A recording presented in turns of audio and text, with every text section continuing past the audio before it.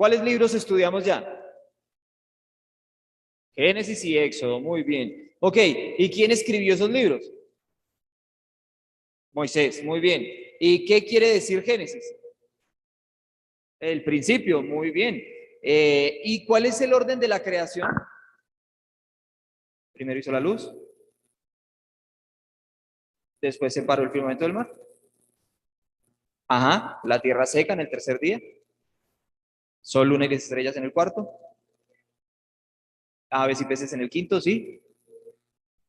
El hombre y los animales terrestres en el sexto día. Ah, sí, claro que sí, sí están estudiando, sí están prestando atención, excelente.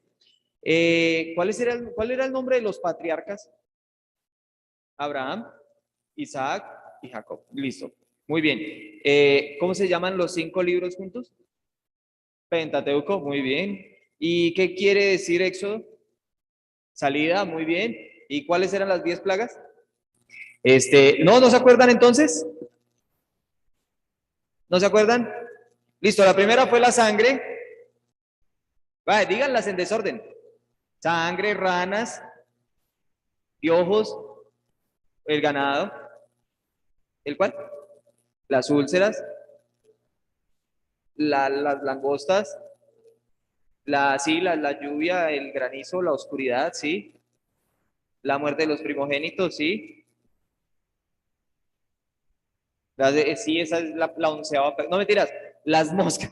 Un hermano dijo, para los que no están escuchando, un hermano dijo que la onceava plaga son las esposas. Yo diría que las suegras, pero en fin, eso es otro tema de otro libro. Pero ok, listo, sí. Entonces es la sangre, las ranas, los piojos, las moscas, el ganado, las úlceras, el granizo, las langostas, las tinieblas y la muerte de los primogénitos. ¿Sí están? El granizo lo dijo José. Sí. ¿Están? Súper bien. Ok, vamos a empezar entonces con el libro de Levítico. El libro de Levítico, que es el tercer libro del Pentateuco, el tercer libro del Antiguo Testamento, y su nombre en hebreo es Vayikra, que Vayikra, bueno, es este que aparece aquí en esta esquinita, en su esquina, en el recuadro superior izquierdo. En el recuadro superior izquierdo de su pantalla, sí. Ok, Vayikra. Vayikra quiere decir y llamó. Porque con esa frase es que empieza el libro de Levítico, y llamó, ¿sí? Y nosotros lo tenemos como Levíticos, que es lo que aparece en la parte superior derecha de sus pantallas o aquí en la presentación, y quiere decir acerca de los Levíticos o sobre los levitas. Ya sabíamos nosotros o ya habíamos visto nosotros que los levitas eran ¿quiénes? Los sacerdotes. Era la tribu llamada a tener el sacerdocio de Israel, ¿cierto? Entonces, en la Septuaginta, en idioma griego, bautizan, el libro como Levítico o acerca de los levitas, ya que pues se está hablando prácticamente de lo que los levitas van a realizar. Yo no sé si ustedes se acuerdan en qué había terminado el libro del Éxodo. Hace 8 días lo vimos. ¿En qué? El Éxodo, sí. En el tabernáculo. ¿Qué estaba pasando en el tabernáculo? Ajá, listo. ¿Y qué más pasó? Lo de la nube, sí. Entonces resulta que estaba Moisés tratando de entrar en el tabernáculo y estábamos hablando de que Dios quería reunirse con su pueblo y creó un lugar donde él se podía reunir con su pueblo, pero cuando Moisés fue a entrar, no pudo, porque la gloria de Dios estaba apoderado de todo ese lugar y era imposible entrar. Entonces, ¿para qué se había creado un lugar si igual el pueblo no podía entrar a estar en comunión con Dios? En eso habíamos terminado. Bueno, otras cositas que me faltaron ahí es que el libro también es escrito por Moisés y fue escrito en el año 1490-1450 antes de Cristo. Se cree que fue escrito mientras el peregrinaje en el desierto. Entonces, si el pecado, o porque si Moisés no podía entrar al tabernáculo, era precisamente porque en el libro del Éxodo nosotros nos dimos cuenta cómo Dios sacó a su pueblo de Egipto, lo alimentó, le dio agua, le dio sombra, le dio calor y luz en las noches, lo llevó por el desierto, o sea, hizo cualquier cantidad de milagros. Dijimos que Éxodo era el libro con más milagros registrados en la Biblia, y sin embargo el pueblo no creía. Desjuiciado el pueblo, no hacía caso. Entonces, cuando ellos quieren entrar a la presencia de Dios, Dios dice, no lo pueden hacer, porque en este momento no están a cuentas conmigo para que puedan estar en mi presencia. Y es por eso que ellos no pueden entrar al tabernáculo. Entonces viene el libro de Levítico salvando la historia, porque el libro de Levítico va a ser todas las normas, todo lo que el pueblo tenía que hacer para estar al día, digámoslo así, para estar a cuentas con Dios, para poder presentarse ante la presencia de Dios y no morir en el intento. Ok, entonces tenemos este bosquejo. A este libro le hice un bosquejito, y este es el bosquejo del libro en sí. Tenemos las leyes sobre las ofrendas y los sacrificios, que van desde el capítulo 1 hasta el capítulo 7, versículo 38. La ordenación sacerdotal de Aarón y sus hijos. Recordemos que ellos eran los de la tribu de Leví, que iban a recibir el sacerdocio para poder hacer o realizar todo lo que tenían que hacer dentro del tabernáculo. Y ahorita vamos a ver de qué se trataba todo eso. Y sus hijos. Eso está desde el capítulo 8 al capítulo 10, versículo 20. Las leyes sobre la pureza ceremonial del capítulo 11 hasta el capítulo 15, versículo 32. El día del perdón desde el capítulo 16, solamente el capítulo 16, y las leyes sobre la vida y la adoración santa del 17 al 27, 34. ¿Cuántos capítulos tenía Génesis? 50. ¿Cuántos capítulos tenía Éxodo? 40. ¿Cuántos capítulos tiene Levítico? 27. Sí, habíamos dicho la vez pasada que venían de 10 en 10, que era 30, pero no, son 27, 3 menos. Pero ahí ya nos vamos aprendiendo. ¿Cuántos de ustedes sabían antes de estas clases que Génesis tenía 50 capítulos? Y Éxodo 40 y Levítico 27. ¿Sí? Ahí poco a poco nos vamos aprendiendo cuántos capítulos, inclusive, que no le va a pasar lo que le pasó a una persona por ahí conocida mía, que estábamos en una clase de Filemón, y nos pusieron a hacer una obra de teatro. El maestro nos dijo que hiciéramos una obra de teatro representando pues el libro de Filemón, y entonces la persona levantó la mano y dijo, bueno, si hay 4 grupos, ¿por qué no hacemos la representación un capítulo cada uno? ¿Cuántos capítulos tiene el libro de Filemón? 1. Entonces imagínense, esta persona pensaba que eran 4 capítulos, es que no nos pase lo mismo.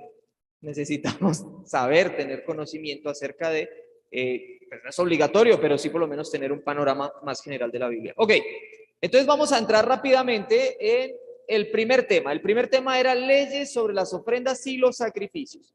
Leyes sobre ofrendas y sacrificios. La palabra que ustedes encuentran en la parte de abajo, que está escrita en hebreo, es corbán.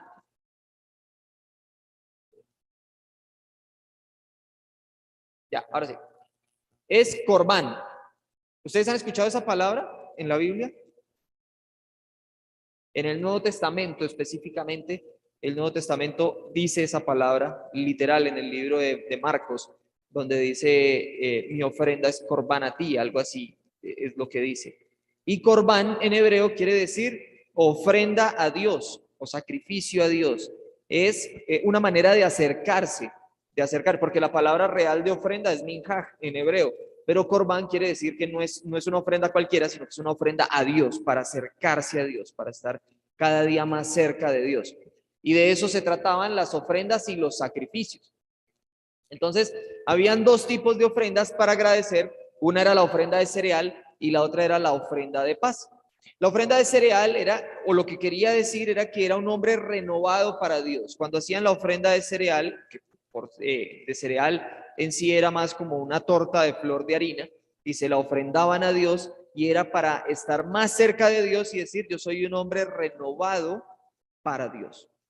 Y la ofrenda de paz, pues su nombre lo dice, y era una relación perfecta con Dios, era hacer la paz con Dios y sostener una relación perfecta con Dios.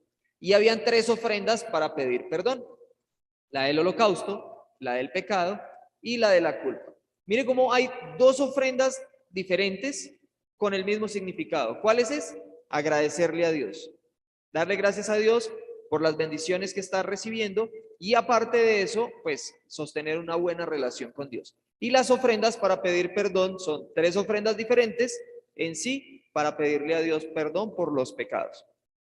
Después más adelante vamos a ver una cuarta.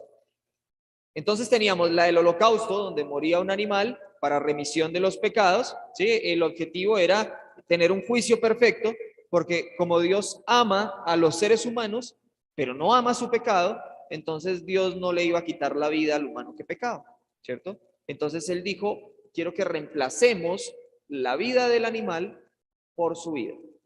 Entonces cada vez que uno cometía un pecado, una vez al año, o bueno, en las fiestas, uno iba y llevaba su ofrenda como holocausto, el animal moría en lugar del pecador y Dios perdonaba al pecador. ¿Cuántos animales tendríamos que llevar hoy en día para que Dios nos perdone? Ok, y eso era, el objetivo era un juicio perfecto. Ofrenda por el pecado, y pues obviamente ya sabemos, o el mismo nombre nos lo dice, era también por el pecado. Cuando cometía un pecado, habían diferentes formas de pecar, estaban los pecados por omisión, los pecados deliberados, bueno, diferentes tipos de pecados, y también de esa misma manera se hacía cada uno de estos holocaustos. Y el pecado por la culpa, que era quitar todo lo imperfecto de la santidad de Dios. Porque la palabra santo, yo no sé si ustedes saben qué quiere decir la palabra santidad. Apartado, exacto. Entonces, cuando la palabra de Dios nos enseña a nosotros y nos dice que sed santos porque yo soy santo, no nos está diciendo que como yo tengo una aureola y tengo alas y yo soy Dios, usted tiene que ser como yo, sino que Dios lo que está diciendo es, apártese así como yo estoy apartado. Es lo único que nos está pidiendo. Sepárese del mal, sepárese del pecado, así como yo estoy separado también del pecado y del mal. Y por eso era esa ofrenda. Para pedir, o mejor dicho, para entregarle a Dios mi inmundicia y empezar a apartarme del mal. Ok, pasamos a la siguiente parte, la ordenación sacerdotal, Aarón e hijos. Sí, hermano. La hermana está preguntando que si son 3 ofrendas diferentes o si con el mismo animal podíamos pasar las 3 ofrendas, y no, son 3 ofrendas diferentes. Tendría que ser con diferentes animales y en diferentes situaciones también. No era en una, digamos que yo llegara con un becerro y dijera, ok, por el holocausto, por el pecado y por la culpa voy a entregar este becerro, sino que tenían que ser diferentes animales y no en el mismo tiempo, sino en diferentes tiempos. También dependiendo mucho de la culpa, del sentimiento que yo tuviera, porque solamente yo conozco mi pecado. Entonces, y vamos a ver algo más adelante que también es importante en cuanto al tema de los sacrificios.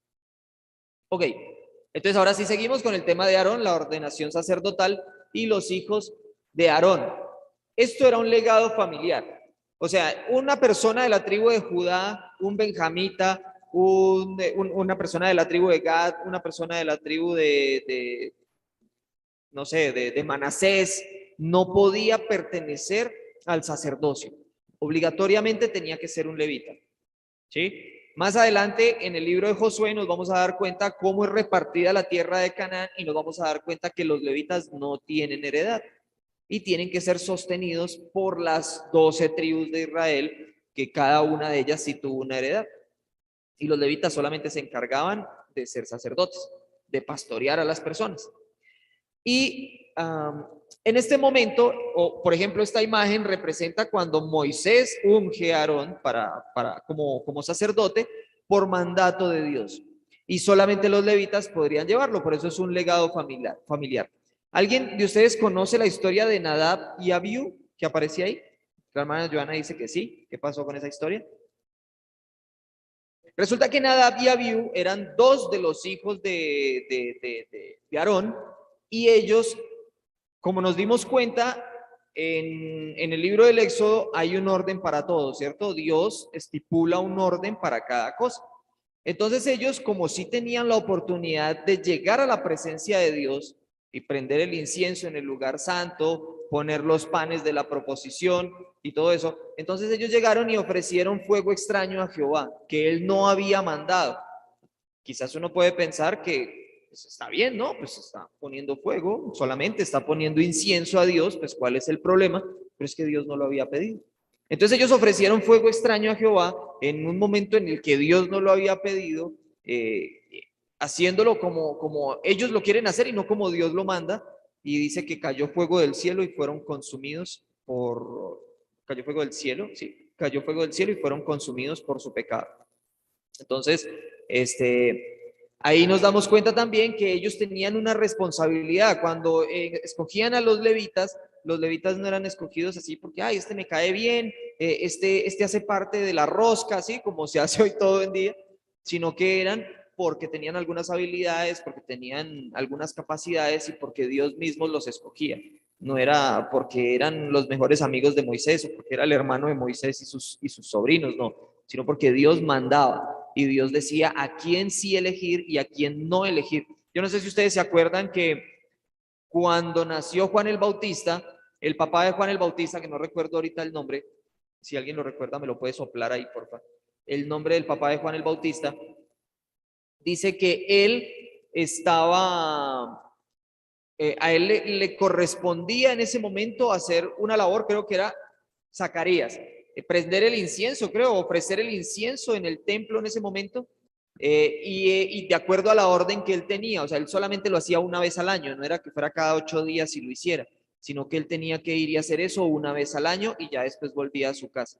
Y eran por órdenes, eran como por tiempos, no era que lo podía hacer siempre. Obviamente después todo se pervierte cuando vemos a Anás y Caifás, por ejemplo, que eran el sumo sacerdote y el suegro del sumo sacerdote, y ellos pues obviamente son personas malas que están dentro del poder, pero pues porque se pervierten las cosas, como siempre, la mano del hombre dañando todo. Sin embargo, en este momento que hasta ahora está empezando, Dios era el que decía, este sí, este no, este para tal día, este para tal cosa y así por el estilo. ¿Listo?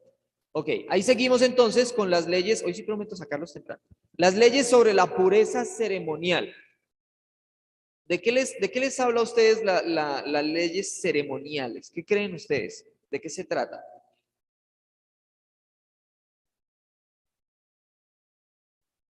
Ujú. Sí, en parte. Y también de las purezas y las impurezas rituales. Recordemos que este libro es donde nos habla que hay cierta clase de animales que no se pueden comer, otros que sí se pueden comer, y esto es la alimentación del judaísmo de los israelitas del Antiguo Testamento. Por ejemplo, ellos no podían comer cerdo, no podían comer camello, caballo, conejo, por ejemplo, esta, ese que uno mucho aquí en leche, ¿cómo es que se llama ese pescado? Cabra tampoco, ¿sí? Bueno, el chigüiro tampoco. No, un pescado que comemos nosotros en leche. El bagre, por ejemplo, que no tiene escamas, eso. Entonces, el camarón, imagínese usted una vida sin camarones. Una vida sin camarones no sería vida. Todos esos animales no se podían comer porque eran denominados como animales impuros en el Antiguo Testamento. Después, más adelante, nosotros vemos en el libro de Hechos cómo Pedro tiene una visión y bueno, pero eso es harina de otro costal, ¿cierto?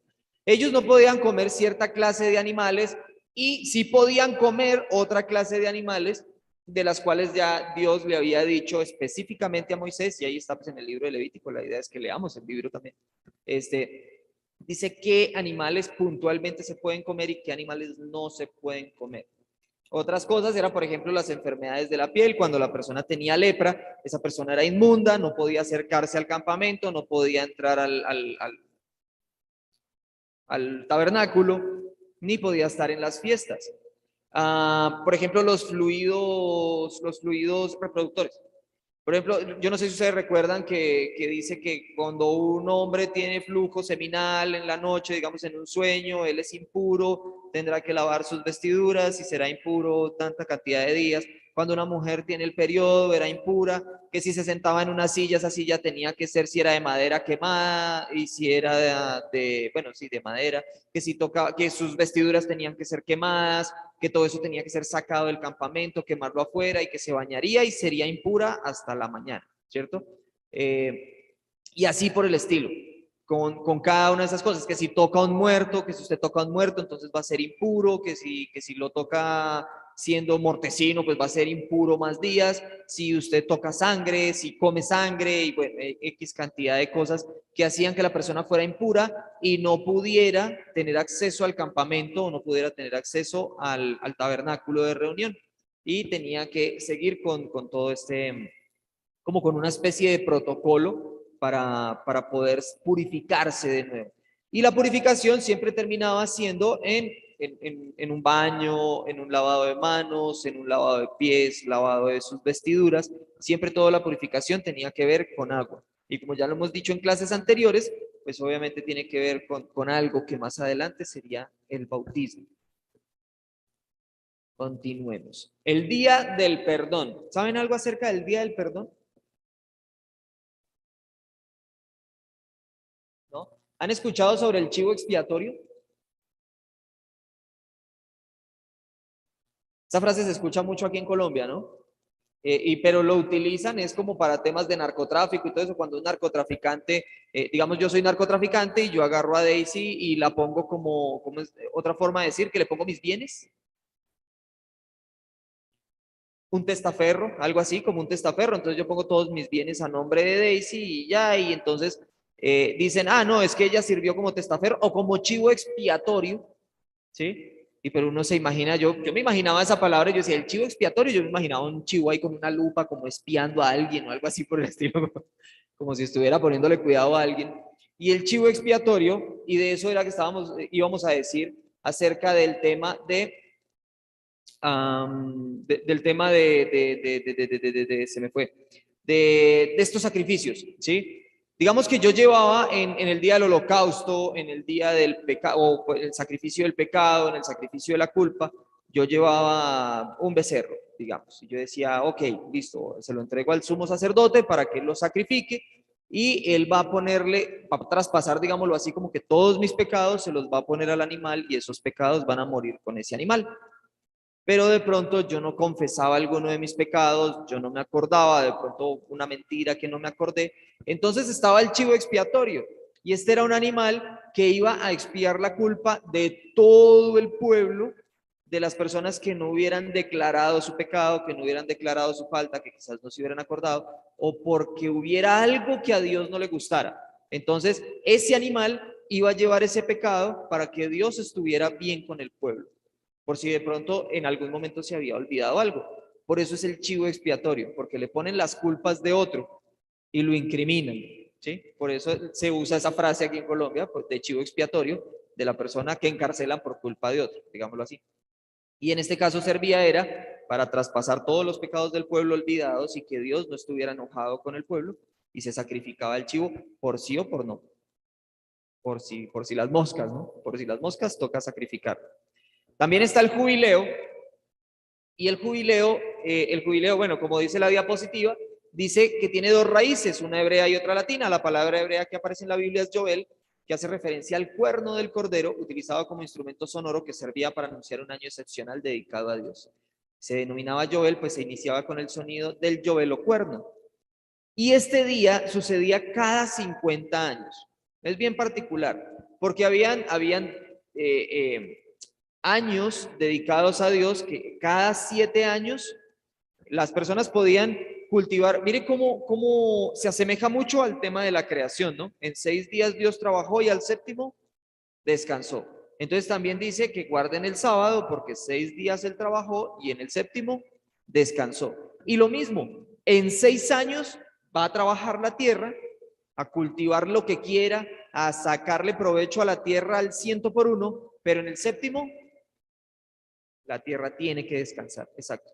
La tierra tiene que descansar y usted va a poder comer de lo que la tierra produzca naturalmente, no porque usted esté sembrando, no porque usted esté abonando, no porque la esté trabajando, sino por lo que nazca de manera silvestre en su territorio, pero la tierra tiene que descansar ese séptimo año. Y dice la Biblia que Dios se encargaba de multiplicar las cosechas en el sexto año para que usted pudiera tener algo guardado para el séptimo, y también multiplicarlas en el octavo para que usted pudiera recibir a más cantidad en ese octavo de lo que quizás usted se privó en el séptimo, ¿sí? Entonces, Dios igual siempre estaba cuidando a su pueblo. Y el jubileo era mucho más importante porque era cada 50 años. Y hay 3 cosas muy importantes allí. Y es que en ese año tampoco se podía sembrar, en el año 50, pero también se podía recoger de lo que estaba dando la tierra de manera natural. En el año 50, si por decir algo, Johanna era la dueña original de la tierra, pero Joana se la tuvo que vender a José Luis por X o Y motivo. Ya pasaron 20 años y digamos José Luis se aburrió con esa tierra y me la vendió a mí. Yo paso con esa tierra 30 años, pero a nomás llega el jubileo, yo tengo que retornarle la tierra a Joana. Vuelve a su dueño original. Comprado. Igual, la tierra vuelve a su dueño original. Y había un tema ahí de que si de pronto usted ya no estaba o si no tenía herederos o nadie la reclamaba o bueno, X o Y motivo, entonces eso pasaba a los levitas. Era el sacerdocio el que se quedaba con esa tierra. Pero la tierra siempre, cada 50 años tenía que volver a su dueño original. Es una particularidad bien rara, ¿cierto? Y por último, la liberación de los esclavos israelitas. Como hemos dicho en algunas ocasiones, nosotros cuando hablamos de esclavos nos imaginamos siempre negritos, por allá trabajando al sol, ¿cierto? Lo que nos imaginamos nosotros, porque es lo que conocemos nosotros como americanos, ¿cierto? De que los esclavos todos eran negritos traídos de África, pero realmente la esclavitud viene, mire, ¿desde hace cuánto? 1500 años antes de Cristo. La esclavitud es supremamente antigua. La esclavitud viene prácticamente desde la creación de la humanidad. Y entonces estos esclavos lo que hacían era, estas personas, ¿qué pasaba? Digamos, yo tenía mi tierra, yo podría ser el jefe de la familia y resulta que yo me metí en una deuda o, bueno, le estoy debiendo dinero a Daisy, por ejemplo, y entonces yo no tengo con qué pagarle y entonces sencillamente me toca esclavizarme, ¿sí? Entonces yo sería el esclavo de Daisy y Daisy pues puede hacer conmigo lo que quiera. Y si yo tengo hijos, bueno, ella tiene una esclava y de pronto yo me caso con esa esclava, y esos niños que nacen también le pertenecen a Daisy. Son como animalitos, como si fueran crías de animales, también los esclavos. Entonces, cada 50 años, los jefes o los patrones o los amos estaban en la obligación de liberar todos los esclavos judíos que tuvieran después de 50 años, ¿sí? En ese caso, digamos, uno dice, bueno, 50 años, yo ya tengo 36, en 50 yo ya no voy a estar vivo realmente. Ah, bueno, pero lo que decíamos anteriormente, si yo tengo una esposa y tengo hijos, y de pronto mi esposa también murió, pero Daisy quedó con mis hijos porque como le pertenecen, entonces ella tenía que liberar esos hijos de mi pareja y míos, y hacerlos libres. Y eso era lo que pasaba con el jubileo. Y por último, las leyes sobre la vida y la adoración santa. Leyes sobre la vida y la adoración santa. Ok. Tenemos la pureza física y la pureza moral. Miren cómo era tan importante para los judíos no solamente ser físicos, puros físicamente, con el lavamiento de las manos, el lavamiento de los pies y ese tema de que si le llegó la menstruación, de que si tuvo un flujo seminal, de que si tocó un muerto, de que sí. No era solamente eso, no era una apariencia, sino que ellos también se preocupaban mucho por su limpieza moral. O sea, que internamente ellos también fueran agradables a Dios, ¿sí? No solamente presentarse limpios de manera física, sino presentarse limpios de manera espiritual. Y dentro de este compendio también están las 7 fiestas anuales que tenía el pueblo, que representaban 7 formas o 7 estados en los que el pueblo estuvo en el desierto cuando fue liberado de la esclavitud en Egipto. Y por eso yo les presento a ustedes hoy la menorá de 7 brazos, menorá que quiere decir candelabro. Es más fácil decir menorá que candelabro, que el candelabro de 7 brazos, que en Éxodo leíamos o nos dábamos cuenta que representaba a Dios iluminando el pueblo, ¿cierto? Que Dios, que es el ser que da luz de en medio de la oscuridad y que alumbraba al pueblo, que este candelabro estaba en el lugar santo, también tenía 7 brazos, era esta menorá porque hay 2 menorás, una de 9 y otra de 7 brazos, y esta menorá también representa las 7 fiestas judías. Y ya conocemos algunas. La Pascua, por ejemplo. ¿Qué simbolizaba la Pascua? Eso ya lo vimos. La salida de Egipto. Muy bien. Y decíamos que era pasar por alto. ¿Se acuerdan que en hebreo se dice pesaj, que era pasar por alto? ¿Y qué fue lo que pasó por alto? La muerte de los primogénitos de Israel. Por eso la bautizaron de esa manera, Pesaj, pasar por alto, la muerte de los primogénitos de Israel. Y eso era lo que se celebraba en esa Pascua. ¿Qué se celebraba en la fiesta de los panes sin levadura? ¿O qué significado tenía? Eso también ya lo vimos. Ajá, la salida de Egipto rápidamente porque no alcanzaron a leudar la masa. O sea, bueno, Dios les mandó directamente que no usaran levadura, no es que no la hubieran podido usar, sino que Dios los mandó directamente a que no usaran la levadura. Sin embargo, lo hizo también para que hubiera una simbología de que tuvieron que salir corriendo y que no tuvieron tiempo de leudar la masa, aun cuando Dios lo mandó, pero ese era el símbolo que se esperaba que tuvieran con esa celebración de esa fiesta, que tuvieron que salir corriendo y no se alcanzó a leudar la masa. El escape del yugo egipcio. La fiesta de las primicias. La fiesta de las primicias, esa sí no la hemos visto, y esa lo que significaba era la provisión de Dios. Por eso cuando ellos recibían su cosecha, cuando tenían su ganado y daba el primer cabrito, el primer borreguito, el primer ternerito, ellos iban y se lo entregaban a los sacerdotes para que ellos se lo entregaran a Dios, como la primicia. Lo primero que yo me gané con mi cultivo de papa, de arracacha, de yuca, la primer yuca que arranqué, voy y se la entrego al sacerdote, porque esa es la primicia de mi cultivo. ¿Y qué estoy celebrando con esto? ¿Cuál es el símbolo de esto? Pues que Dios no nos dejó solos durante los 40 años en el desierto. Siempre Dios estuvo proveyendo al pueblo, siempre llenó mi canasta. Cuando dio el maná, cuando dio las codornices, cuando daba agua, bueno, siempre que Dios alimentó el pueblo de maneras extraordinarias, ¿sí? Cuando Dios alimentó el pueblo de maneras extraordinarias, entonces, eso era lo que se estaba celebrando. Pentecostés o las semanas, ese sí lo vimos hace 8 días, ¿qué se celebra? ¿Se acuerdan que estábamos hablando que también tenía que ver con un tema de cosecha? Como de las lunas que se llama, que dicen en el campo, que yo siembro en luna nueva y recojo, no, en cuarto menguante y recojo en luna nueva, bueno, algo así, yo no sé cómo es, pero eso, más o menos eso era lo que pasaba, y era que recuerden que después de la Pascua pasaban 50 días, ¿sí? 7 semanas, y se empezaba a recoger un fruto, los frutos de los cereales, ¿sí? Se empezaba a recoger la cosecha de los cereales. Esta fiesta también tenía que ver con cosecha, también tenía que ver con abundancia, con provisión, con la peregrinación por el desierto, el sustento de Dios a través del desierto, con diferentes tipos de alimentos.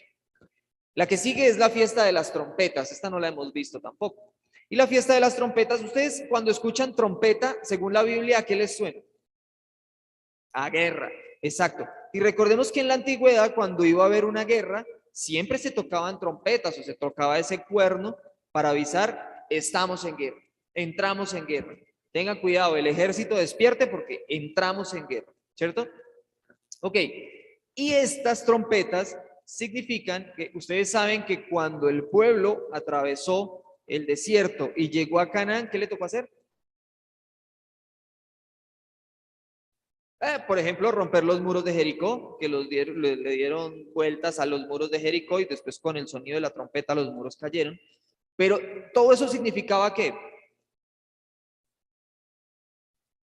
iban a poseer la tierra. Y para poseer la tierra, ¿qué tocaba? Luchar. Tenía que haber guerra para poder poseer la tierra. No era que ellos llegaran y dijeran, mire, yo vengo en nombre del Dios de Israel y todo. Ay, sigan, señores hijos del Dios de Israel, por favor, entren y ocupen nuestras tierras. No, ellos tenían que guerrear, tenían que matarse de verdad.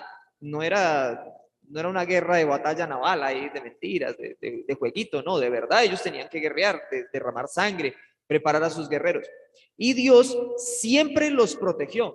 Dios, por eso es llamado el Dios de los ejércitos, porque ellos en la cosmovisión de los judíos, él era un Dios guerrero, algo así como Ares en la mitología griega. Entonces, Dios siempre los protegió. Cada vez que salía un pueblo a la batalla, ellos llegaban y así fueran menos, arrasaban con ese pueblo, los mataban a todos, acababan con todo y se apoderaban de esa tierra. Y a medida que iban pasando, ellos se iban apoderando y se iban apoderando de tierra, se iban metiendo en el Jebuseo, en el Fereceo, en el Jerjeseo, y con todas las tribus que habían o que habitaban en Canaán en ese momento, ellos se iban metiendo y se iban apoderando de cada una de las tierras. Y eso es lo que se celebra en la fiesta de las trompetas. Cómo Dios los liberaba de cada uno de esos pueblos y con la muerte de cada uno, o bueno, los protegía de la muerte contra cada uno de esos pueblos. La siguiente, el perdón o día de la expiación, que fue lo que acabamos de tocar hace un momento, ¿cierto? Ese día se llama Yom Kippur en hebreo. No sé si ustedes han escuchado alguna vez la celebración del Yom Kippur, que los judíos la celebran todavía hoy en día, ¿no? El Yom Kippur. Y es el día de la expiación por el pecado del pueblo. Eso lo celebran ellos con un ayuno y con una consagración a Dios. O sea, ellos todo el día están en ayuno, están orándole a Dios, están en constante comunión con Dios. Y esa es la celebración. ¿Y cómo lo celebran o para qué lo celebran? Bueno, pidiendo, o bueno, mejor dicho, recordando el perdón de Dios, y es el día de la expiación por el pecado.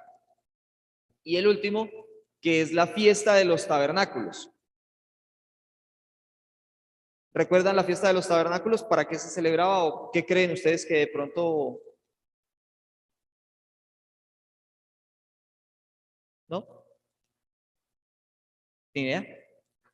Ok, en la fiesta de los tabernáculos ellos se reunían también y habitaban en tienditas, así muy similar a lo que pasaba en Pentecostés. Ellos habitaban en tienditas para recordar también el peregrinaje por el desierto, ¿sí?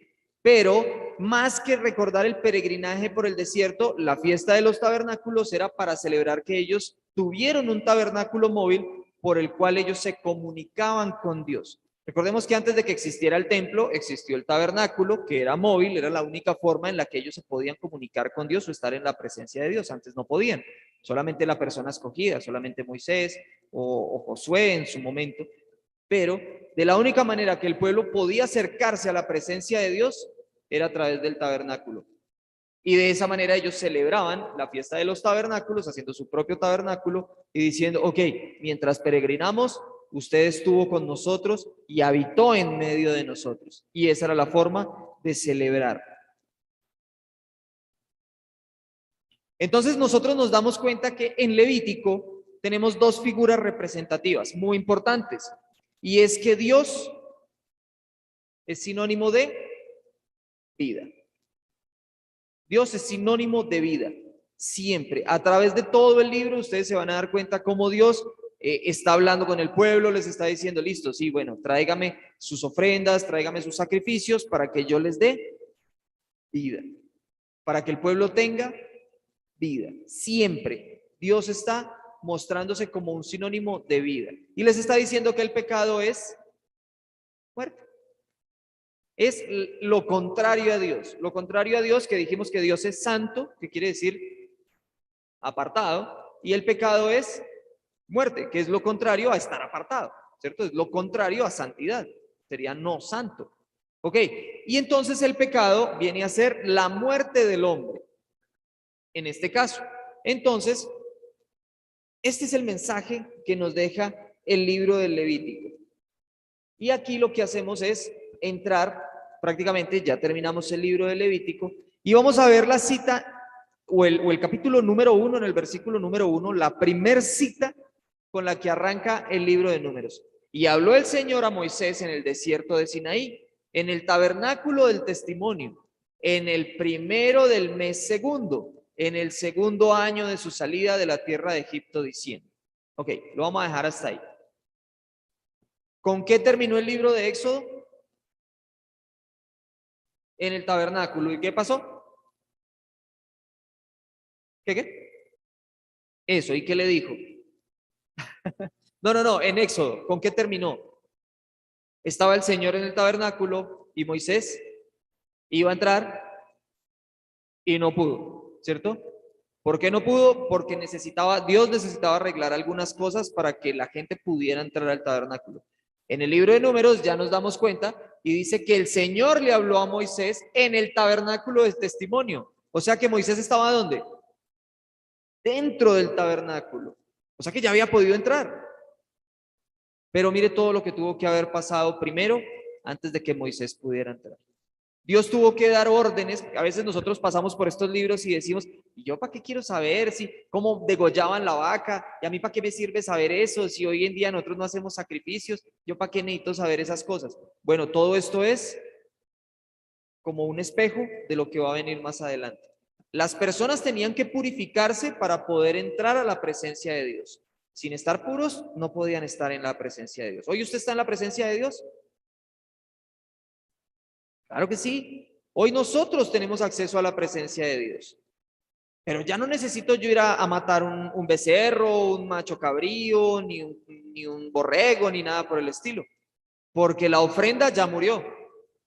Y Él se encargó de que yo estuviera limpio y de que yo pudiera presentarme y estar enfrente de la presencia de Dios. Ya me estoy poniendo pastoral.